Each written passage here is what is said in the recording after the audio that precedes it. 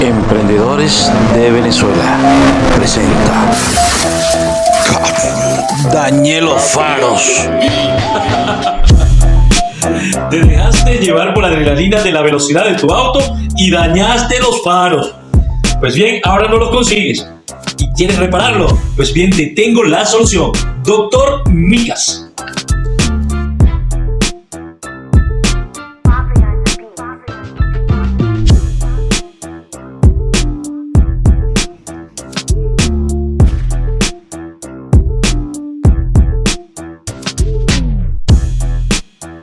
Así que no busques más, contáctanos en la Lisandro Alvarado frente al Hospital Central, Doctor Micas.